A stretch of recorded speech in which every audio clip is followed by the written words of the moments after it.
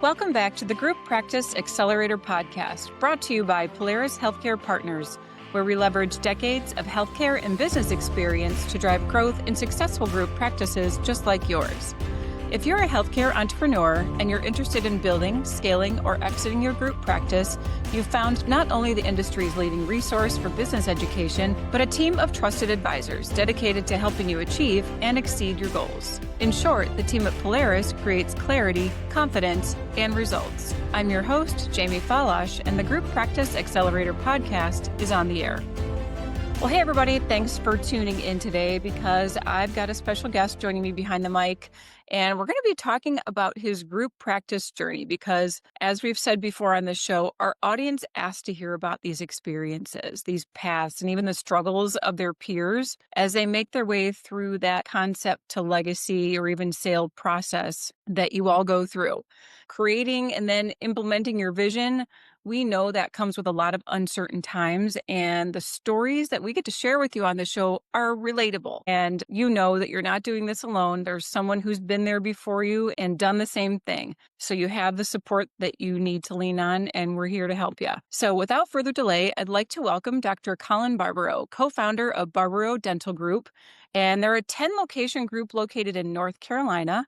And Dr. Barbaro is going to share with us his experience, and I'm looking forward to hearing about it. Colin, welcome to the show. Hello. Thank you so much for having me. Excited to have a little conversation with you today. Absolutely. Good to see you this morning. Good to see you as well. Well, let's kick it off with where this all began. We like to go way back in your dental history. And I know that dentistry runs in your family. Your father, your brother, your wife, and of course you. How did all that happen? And tell us when you knew that this whole dental path was the one that you wanted to take. Yeah, for sure. I often joke with my wife that none of our kids are allowed to be dentists because we've already hit our max capacity for our family. So my dad is a dentist. He's actually still practicing a little bit in Fayetteville, North Carolina. And my mom was a nurse practitioner. So healthcare kind of ran pretty deep in our family. It seemed like one of those things that we expected we would do. You kind of know what you know. My oldest brother is a physician, and I was lucky enough to watch him kind of start his training and go through medical school. And I knew that I wanted to be, a part of patient care, a part of healthcare, but I wanted a little bit more freedom than what that hospital life was going to provide him. And so I got to learn from his journey a bit. And I said, yeah, dentistry seems like a good space. But it's kind of funny because, I think that people assume that I knew a lot about dentistry before I got into it just because my dad's a dentist. But in the same way, my kids don't come to my office and they don't really know what I do. They just, know I clean teeth or whatever they tell their friends at school. And so I kind of had the same perception of my dad. I knew that he really got fulfilled from treating people, but I didn't really have a concept of what it was. I was kind of like the luckiest decision I ever made. So I think it's the greatest field there is. So happened into it that way. I love hearing our kids' concepts of what we all do. My son at one point thought I was a dentist, like, no, hon, hygienist. And that's when he was little. But yeah, I think that's common among our children is they have no real idea of what they do until they're much older. And then, it starts to make sense, of course. For sure. So talking about those early days and your brother, before you and Justin started building your group, what was your vision for your career? I know this is, you probably never saw yourself in this exact position, but you had an idea of where you wanted it to go and kind of evolve. Yeah, it's funny, but no, I definitely would not have had this path on my roadmap at all. When I got into dental school, I got obsessed with dental implants and thought I wanted to specialize for a bit, decided I didn't want to. A lot of dentists are control freaks and I'm no different. I kind of wanted to be a part of the whole process of surgery to restoration. And so started looking at some residency programs that allowed me to get some extra training. Ended up in San Antonio at the VA hospital out there to get some extra implant training, sedation training. And my obsession continued to grow. I stayed in Texas for a bit and practiced. And at that time, coming out of residency, I would have, wanted to be some kind of implant guru, big in the space, like a Dennis Tarnow or, some of these big names. That is really where I saw myself going. My brother, Justin, and I have always been super close. We've always been best friends. We lived with each other for a period in dental school and in college as well. And so when we were out in Texas, it was kind of weird because it was the first time that we were not geographically right next to each other. He was starting his dental journey as well. He was in Fayetteville, actually worked with my dad for a couple of years, and then moved on to another group and kind of got another taste of dentistry. And he was trying to formulate what he wanted to do. At the same time, I was trying to figure out, was I going to stay in Texas or come back to North Carolina? And it was funny because we originally had a phone call when I was still in Texas and he was in North Carolina, and he's talking to me about coming back. I'm like, yeah, man, I'm sure I'm going to come back, but I don't know exactly when. And he's talking about his vision. I'm kind of talking about this implant vision. We're like, man, I don't know if this is ever going to work together, dude. We've got like two totally different ideas of where our careers are going to go. Fast forward a year, my wife's pregnant with our second kid. Time to get back to North Carolina. I'm looking for a practice to purchase in North Carolina. Justin had been about a year into the practice that he took over in a super small town in North Carolina. And I said, well, look, I'll, come to your office and practice for a couple days a week while I figure out where I'm going to be. And then we were like, we got to figure out a way to make this work. And so that kind of started the journey. We are both super passionate about dentistry. We were in North Carolina practicing at a time when the state was really about to change. Corporate dentistry was just opening up, and we had a very good picture of what that was going to look like, especially me coming from Texas, which was probably 10 plus years ahead of North Carolina in that transition. And we're super passionate about just relationship-based care. I think that's probably why we didn't expect to be on this journey, is we had this vision of that relationship-based care can only be in the model that my dad practiced it, which is kind of like, one office provider taking care of all these patients. And we essentially said, we want to take that same value set with some real authenticity to it into this kind of group practice or DSO space. And I think we've done that well with a lot of intention. And I think that's because we both really do still love dentistry. A lot of people got into dentistry and quickly realized like, oh, it's a great business opportunity. And we kind of were the opposite. We got into dentistry for the healthcare side of it, really fell in love with the clinical aspect of it, and then said, if we want to have the business we want to have, we can't do this the way my dad did this. And that was kind of what led on our journey. So yeah, here we are, almost 10 years later, 10 practices later, and still learning and enjoying the journey. Seems to be working out. In fact, Walker and I were talking about this when we were kind of doing some planning for the show. And he let me know that you'd grown from 1 to 10 practices with your brother, who you said you couldn't see this vision initially. So you partnered back in 2016? Correct. Yeah. So he had taken over his first practice in 2015. And then in 2016, I moved back to North Carolina. We purchased a practice together and then married everything and started from there. Okay. And you've done that all through acquisitions, any de novos? Correct. We have not dipped into the de novo pond yet. I think it's something that we're going to have to figure out if we want to continue to grow. As with everything, you kind of know what you know, and we feel like we're getting better at this acquisition thing. And so it's hard to say, let's take some more lumps on the head and learn a new journey, but we know that we have to do it. We just haven't done it yet. There's certainly benefits to both. But like you said, you know what you know, and hey, maybe it's time to branch out. There you go. So what were those first couple of years like working with your brother, and tell us what you learned from that? Our audience really likes to hear about your experience because so many of them are going through the same thing. Yeah. So it's nice to have some relatable stories. So you had to have some struggles or lessons you learned about scaling a group kind of from days. Yeah, for sure. I think that I think the hardest lesson to learn is that most dentists are successful because of them. They are a likable person. They are good at having conversations with the patients and teams and things like that. And I lecture to residency programs, kids coming out of residencies like mine, and I tell them all the time, look, system scale, people don't. And that was probably one of the hardest lessons for me to learn is you think, okay, I'm successful. I know how to run a successful dental practice. I know how to be profitable in a practice. And really you don't. You know how to be likable. People want to do what you want to do. We're in a field that is fortunate enough to have good margins. And so if you just keep doing it more and faster, you're going to be like, hey, I'm awesome at this. And so, yeah, that creates a lot of learning opportunities when you're not the person in the other practices doing the things. And you start to realize that, this office is not doing this the way I want it done. Well, why is that?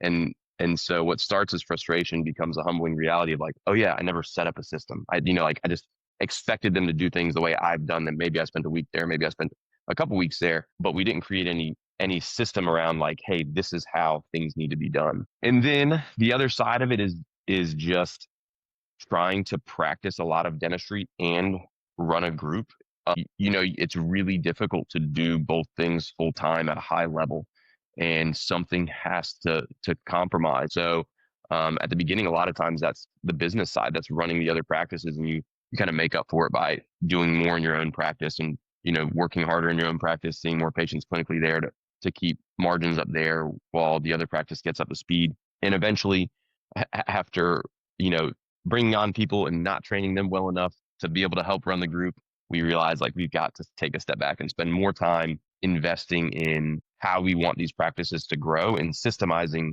the things that made us successful in our practices, and then giving that to office managers, giving that to a regional manager, giving that to centralized services people, so that we can actually start to make this feel like a family of practices.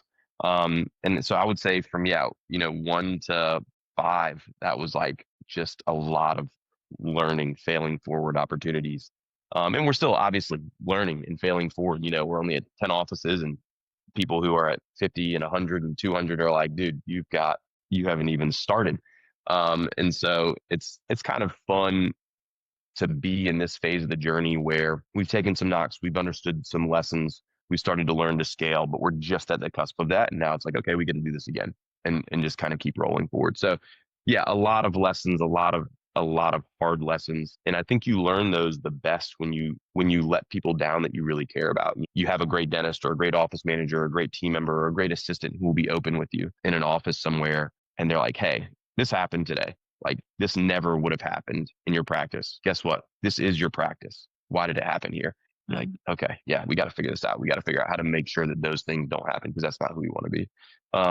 And so, yeah, so a lot of good learning lessons along the way, and still a lot more to learn. Well, you've got to have some people that you have good relationships with within the practice that'll bring you some tough love and say, For sure. what's this happening? Because it can't just be, we standardize everything from a systems and operations perspective. And we see that stumbling block for practices coming in that 3, they're going to their 3rd location is where we start to see that, where it's hard to reproduce all of those systems. But then you have to look at the clinical side too. How standardized are we there? Are we doing things the same way? Are we as efficient as we could be? But there are plenty of little speed bumps you could hit along the way. That's For sure.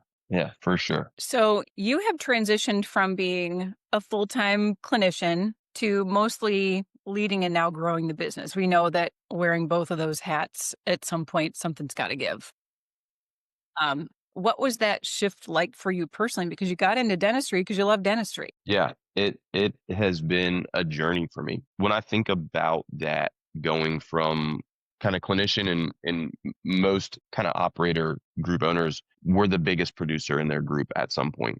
And some still are. And so that was the case for Justin and I as well, right? And so that creates kind of 3 things that you have to work through. One is just this identity crisis. If you love dentistry, you fall victim to a little bit of this self-fulfilling prophecy that like you're the best at it.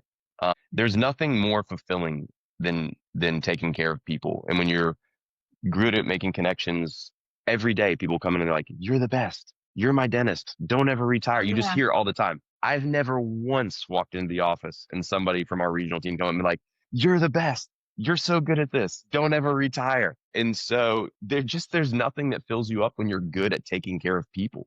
And so one is kind of the identity crisis of saying like, I don't have to be I'm not the person. Like that patient's going to be okay. I need to get a new person in here who can provide great care, take care of my team, take care of my patients. But like, I'm not actually what these people say I am. And so don't believe that. If that was the case, then acquisitions would never work, right? Acquisitions have been happening for years and years and years, and practices survive and they're healthy models. And that's because patients are going to be just fine with the next dentist that comes in. And that's also true for you as the owner operator. So the first is kind of that personal journey of everything's going to be okay when I leave the practice as long as I find another good dentist to come in here. The second side of that for me is, the number side. How do you replace your income? Because at the beginning, you're paying yourself as a dentist. And so that becomes a tricky thing, like, what do you want to make? You're going to have to take a pay cut at some point, most likely, or work a lot more hours.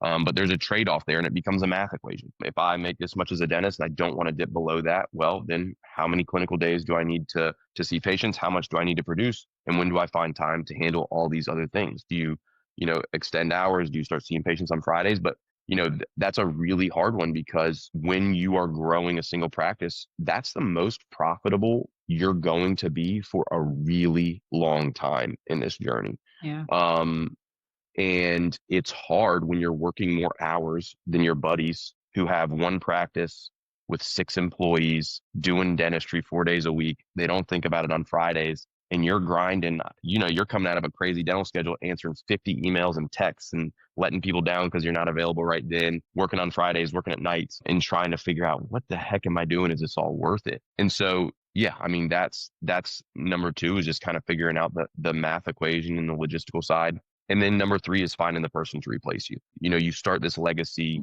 you feel most attached in the practice that you've built up for sure.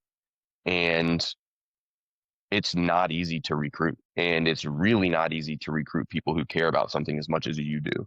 And so I think feeling comfortable enough to kind of hand off the baton and say, like, okay, I want you to carry this forward. Obviously, I'll still be there in a supportive capacity, but I want you to carry this forward.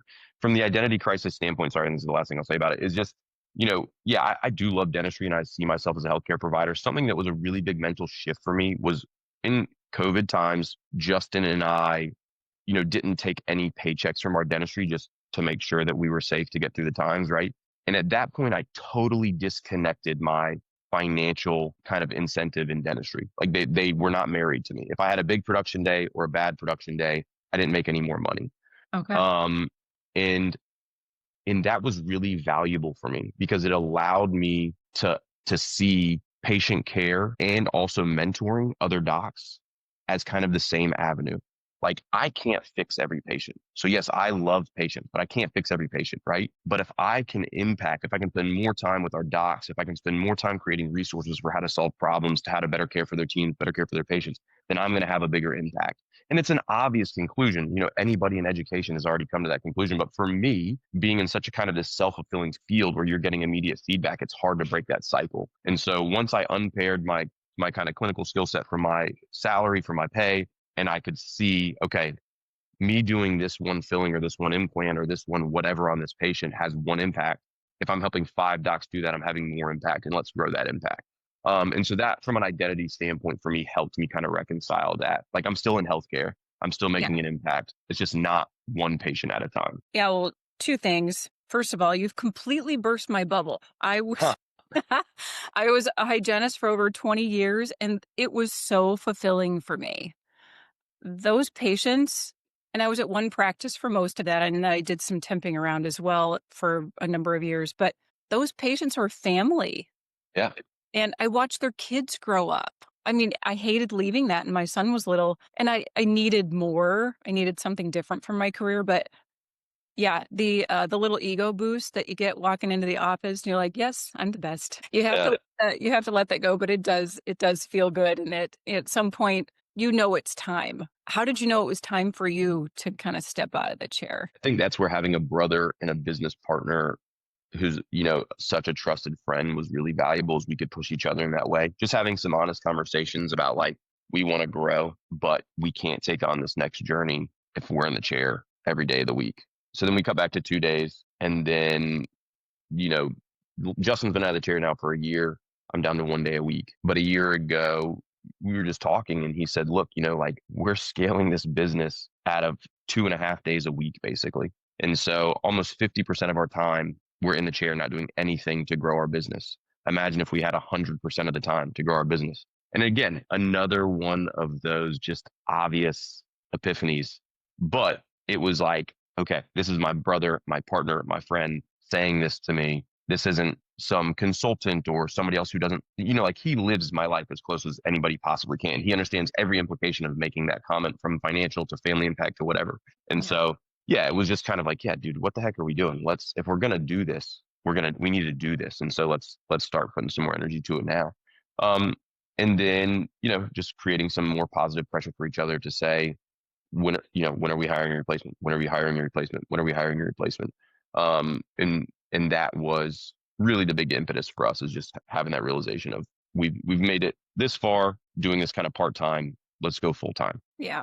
And I want to stay on this topic for a minute because this is something that we see people struggle with a lot. And Walker, I'm going to go to you here. So we talk a lot about that clinician to CEO or clinician to just getting out of the chair, full-time leadership role. What have been some of the feedback and experiences that you've seen over the years working with leaders as they transition? How do they know it's time, and what do you see? Yeah, so I think Colin hit the nail on the head, right? I think the number one challenge is economics. I think for clinicians, it's the clinical production time is the most profitable for them. So I think for them, it's balancing economic needs personally at home, the economic needs of the business. Because most of the clinicians that are principal founders tend to be $5,000 plus day producers within their businesses.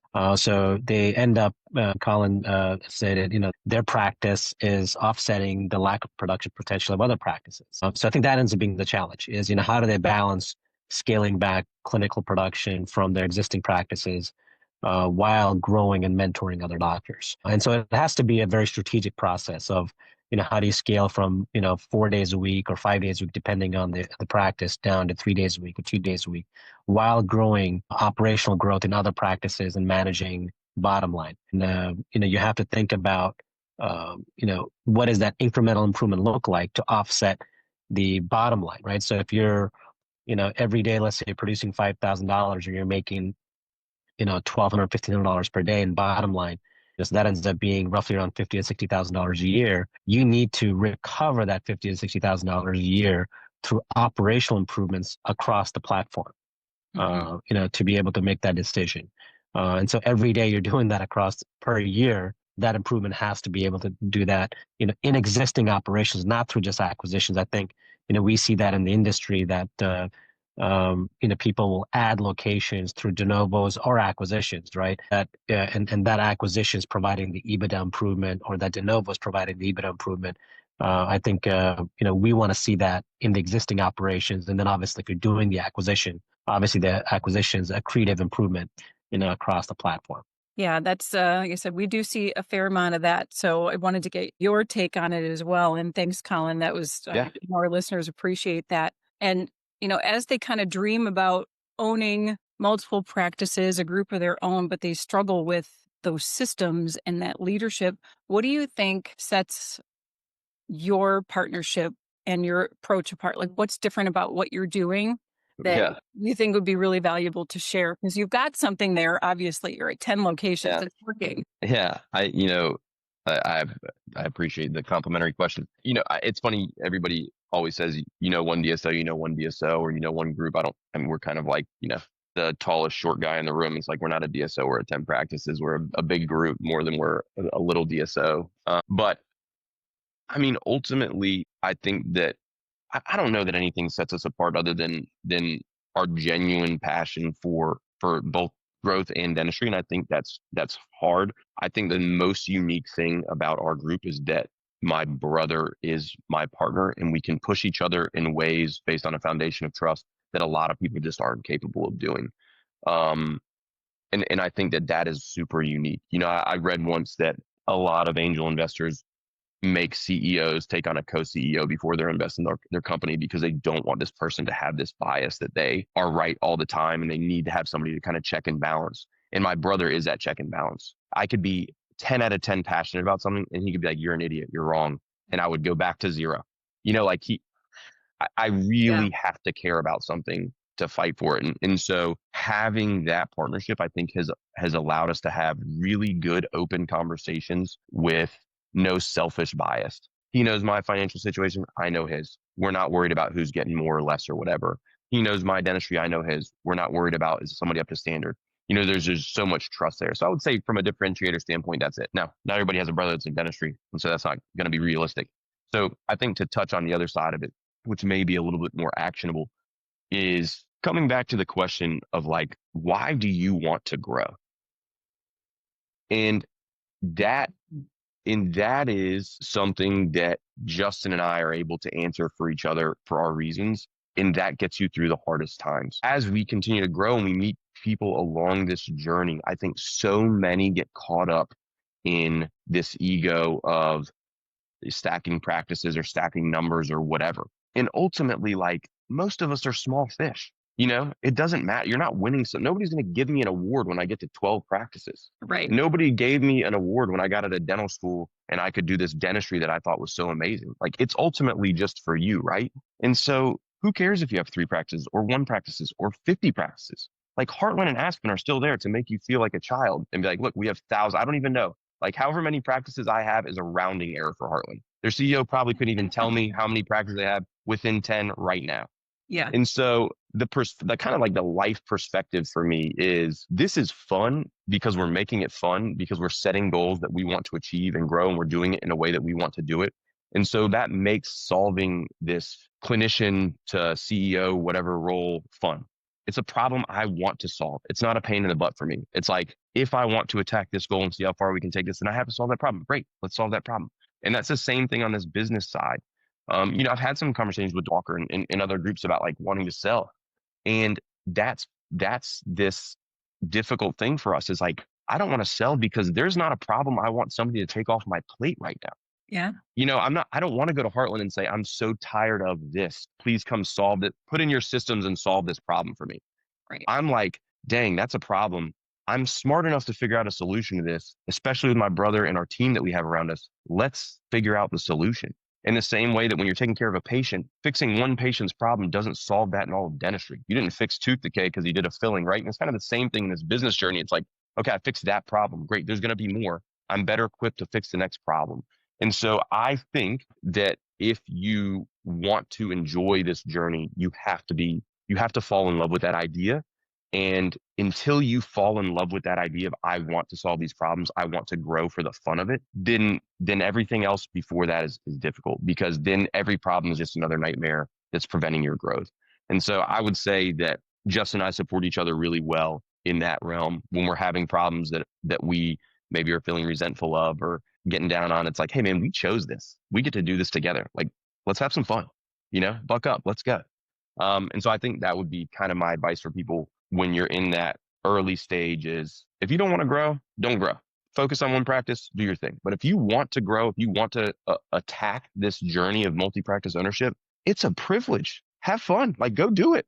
Don't complain about the problem that it's bringing you. Figure out solutions and decide how much pain you want to be in along the way. But that's it. That's all the philosophical hogwash I had for you today. I'm gonna pick out one word that you said there. You get to do this. Yeah. That tells me exactly how passionate you are about what you're doing. And I want to touch on something else that you said too. There are plenty of people that really are interested in stacking practices. And if you don't have it dialed in like you do, and you're not optimizing systems, you're not optimizing your clinical protocols, you're going to stumble and stumble hard. And it's going to be reflected in the value of your business. So, I love what you're doing. It's exciting to hear someone that's passionate about it. And that's what our audience likes to hear too. So thanks for sharing that. And I want to touch on something that Walker introduced before about kind of balance and your family. Your wife's also a dentist. And She is, yeah. And you said you have 5 children. I do, yeah. So how do you balance all of that, your family life? Yeah. And then you're still growing in a profession that, it's demanding, but you want to maintain a passion for, of course. Yeah, for sure. My brother's my greatest business partner. My wife is definitely my greatest life partner. She creates the same accountability for me at the house that my brother does in the business. And because she's a dentist and she's done the same things as me, it's another really good mirror to have to see how big a problem is, because we can get in our own head about whatever, like you just wouldn't understand. Well, my wife understands, like she's done it. And so that has been a really valuable check and balance for me, because she does understand really intimately a lot of the things that I'm dealing with. Somebody once said, there's no such thing as balance, just harmony. And I agree with that. You're not balancing life. You're trying to keep everything in harmony. So there's days where I have to spend more time on family. I have to spend more time on business. I have to spend more time on whatever. And I think that having people around me that I just really, really trust and can say hard things to me, and I'm not going to get an ego about them and say, no, you're wrong, you don't understand, but say like, all right, you're probably right, and I need to listen, even if I'm not ready to right now. has helped create a lot of accountability for me. And so there's a couple things that I try and subscribe to. There's a book by Rachel Scott called Radical Candor, and she worked for Google and Apple during times that they were growing fast. A young mom working in these high intensity environments, dealing with, problems that probably feel like mine are small. And she had this comment in this book of like, I made a rule that I would be home for 2 meals a day for my kids. And just kind of like setting that framework around, I'm going to set this time here. This is important to me. I need to be here for these times of day so my kids can count on that. That will help me feel like I've cashed in on a promise to them. Dad or mom is there. I remember those times. We were always there for breakfast or lunch or dinner, whatever it was. It was really meaningful to me. It was a small, almost like throwaway line in the book, but it meant something to me. And so I try and keep that value. Now my kids are in a lot of sports, and so they're not often home for 2 meals a day. But but that was super important to me. And then also my wife had to take a step back from the chair after our twins were born. So I have 5 kids. The last 2 were surprise twins. It's a fun kicker. And so she, has practiced on and off throughout the years. She took about a year off when the twins were born. She came back to practice for a year. And then as the older kids started to get more involved in other things, it was just kind of like, does this work for us? Well, we can make it work. Do we want to make it work this way? Probably not. And so she took some time off, and that has been, I think, really good and really difficult. I think that when you spend a lot of time and you're good at something, it's hard to give that up. And the same identity crisis that I, had to work through from being a dentist to kind of more on this business side, my wife, I think, has to struggle with that same thing. And kids are tough bosses. They humble you in a way that nobody else quite can. Yeah, again, just having a lot of unity and clarity around that, and knowing that like my wife stepped down from a really high role to do something else is just a really good accountability measure for me, because she's trying to reach her potential in that when she could be doing it in this other thing. And as a parent, that work is a lot more gratifying because people are giving you positive feedback constantly. And I don't think that happens in parenting until like you're on your deathbed and your kids are like, hey, you did a great job. Thanks for everything you did. That one and moment. So, yeah. And so, sorry, that was a really long answer to your question, but I don't even know if I got there. But yeah, I think having people around there that help keep you accountable is kind of it. I guess that's the short snippet. That's one you can cut in. There is such a mindset I've found, maybe this just isn't the last 10 years or so that I've noticed it. And maybe that's just where I am in my life that I've noticed it. There's the message out there to hustle and work 18, 20 hours a day. No. Yeah. Honestly, I love that you have boundaries, because that's what creates the harmony in the rest of your life. And it allows you to enjoy your work, feel free in your downtime, to not be tied to your work. So bringing that harmony into your home, and kids throw the chaos in there, but there's a way to balance it all out. Do you find that you're able to kind of then translate that same harmony into the culture of your business? I use that word culture loosely here. Yeah. It's different things, but how does that play in your offices? I think there's so much parallel between kind of the culture and life of a family and the culture and life of a business. Yeah. And my brother and I really inject that word a lot. Like family practice is a big thing for us. And for us, we talk about that as largely centered around relationships, and relationships are not static. You notice this in your parenting, you notice this in your marriage and your friendships, is when things get busy, little problems become big splinters in people's sides, because they don't have time to sit down and deal with it. And you don't have time to say like, hey, I didn't mean to speak to you that way, or I didn't mean for that to come off. And you're just busy and grinding. And so I think that the way we try and bring that harmony, we do a lot of intentional things around culture and trying to, have systems around facilitating time for the practices. But I think that what I have realized the most is that people, especially that started off early on in this journey with us, they want FaceTime. They want some attention to what's going on in their house. What's going on in their practice. Are you aware? And trying to be really intentional about understanding that and giving compliments and being intentional with the attention so that it doesn't just feel like you showed up, waved, shook hands, said great job and left. Yeah. But spending intentional time, and it doesn't have to be hours, but just recognizing one specific thing and being like, hey, you're crushing it here. Good job. I see you. You are carrying out the legacy that I've asked you to carry out. And I really appreciate that. I think that goes a long way with team members who care a lot. And when you're growing a business that you care about a lot, it's important to have members who want to carry that vision forward and own it. Always, one of our office managers, anytime she says, it's your office, I said, this is not my office. Like, this is our office. These are your patients. You're not doing this for me. Or you're maybe using some of my flame and pouring gasoline on it, but like, you are good at your job because you care about these patients in the same way I do. And I think that reminding people of that and finding people who want to carry that torch and lead that is the most important thing. And then nurturing that relationship in the same way as your household is like, I can't have 2 meals a day or 1 hour with every person in every office every week. It doesn't work. So what are the systems that I can create to nurture some of those relationships? Because I know if I take care of that person, they're going to take care of their assistants. They're going to take care of their hygienists in the same way, and trying to be intentional with that time so that we can keep that culture, as you said, spreading throughout the practices. Well, and I think when you bring that harmony into the practice and there's reciprocal appreciation, because that really can work both ways, then everybody's feeling better about pouring gas on that fire. Yeah, for sure. To get it to grow. And you've done this with Justin. Yeah. What makes that partnership work? And how do you, more specifically, let me ask it this way, how do you divide up those responsibilities? Yeah. That took some time. So, So Justin and I are best friends because we're so similar. Our skill sets are really similar, and that is not great when you're finding a partner. So I like all these things I talk about, pros and cons. For sure. You ideally want to find a partner that has all of your weaknesses covered.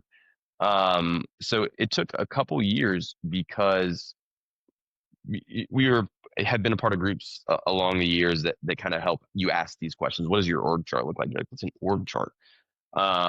Who takes care of what responsibilities? Like, I don't know, dude. We just all do all the things all the time. And that's how it feels, right? And so I think earlier on, we had a lot of difficulty saying, this is you're going to own this. This is me. I'm going to own this, because we liked to solve the same type of problems. And so then you don't want to give something up that you really like, especially if the like other thing is something you really don't like. So I would say that the one thing that has been helpful for me is that Justin is really good at the financial side. He's good at spreadsheet work. He's good at dialing in kind of big picture things into small bite-sized actionable items, saying, okay, I say I want to grow this practice 50%. He's like, all right, that's cool. I'd like to grow it 100%. But like, let's see what that looks like in numbers. How many new patients can we get next month? How much is that each new patient going to bring in revenue? When can we bring on a new doc? Well, we just got to hire this hygienist who just sucked out some of the profit. It's like, he's good at putting a lot of those visions into like things to look at and say, okay, well, like maybe let's settle for 25%. And so that's been super helpful. And I think that just led to some other things like getting deals done. He's so much better than me at coordinating the attorneys and the accountants and the other teams to get things to the finish line and answering emails and making sure that things push through. If it was on me, every deal would probably get delayed like another 20, 30 days. And so that has kind of securely put him in our CFO role for right now. And I don't know that he would, own that title without having some kind of like, I don't know if I'm a CFO, but that's just where he is. And he's allowed me to kind of own the chief clinical role of our group. And so that's put me in charge of a lot of other decisions. And I think at the beginning, you have some emotional attachment to that because he's a clinician. He's a great clinician. But then logistically, you realize that means like, you're going to decide what materials we're using or what scanner, like a lot of not sexy clinical decision-making things. It's like, this is, I'm not having phone calls. He gets to pass off some of that stuff and be like, I don't know what scanner we're using. Like, Colin, deal with that. And so I think that, we've each kind of gotten into that.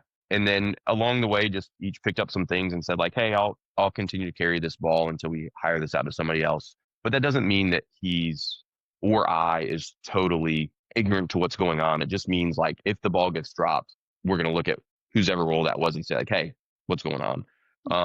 And so I've kind of taken over the marketing side and some of the culture pieces, not because I'm much better at it, but just as those responsibilities came, I was answering more of those emails, and then we just kind of separated there. And so that's helped us along the way.